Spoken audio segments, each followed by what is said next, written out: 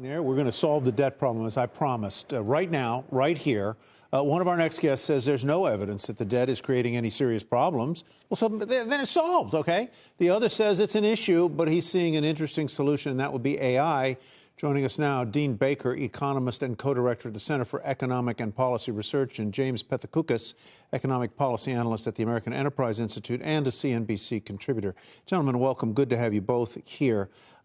James, the last time there was such a commission, it was called Simpson-Bowles. It seemed to me to make a lot of sense. A lot of what they came up with was sensible. But Congress did nothing. Why should we expect anything different this time? I wouldn't.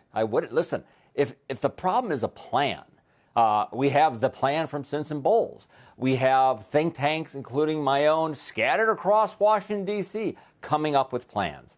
That's not the problem. The problem is will. And I think it's quite telling that this year marks the 30th anniversary of the last time the federal government really got serious about debt and deficits. That was during the Clinton administration. And why did they do that? Remember, we had the famous James Carville quote about bond vigilantes? They got serious because they believed markets were serious about debt and deficits. And they were worried interest rates were rising for that reason. That perception is what drove action. And until politicians today think markets have had enough, and unless they cut the debt, interest rates are going to go up and its whole thing's going to collapse, they're not going to do anything of substance, Dean, particularly on entitlements. Dean, is the problem not a problem?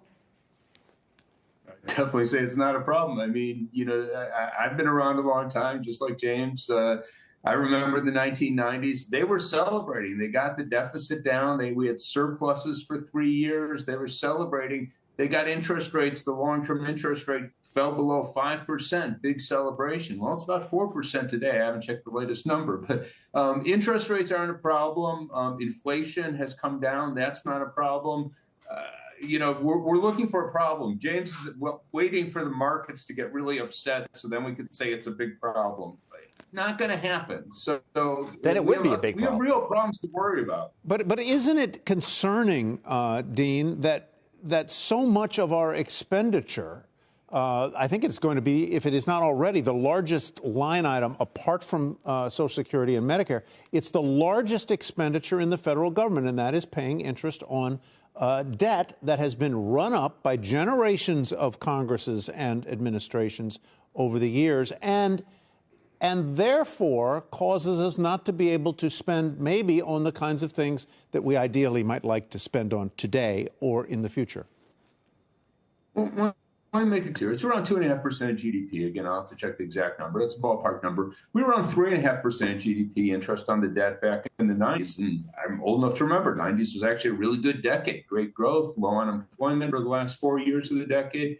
It'd be better to spend less. I'll grant that. But that's just not that big a deal. And let me put another point here that really never gets mentioned. It's just bizarre to me.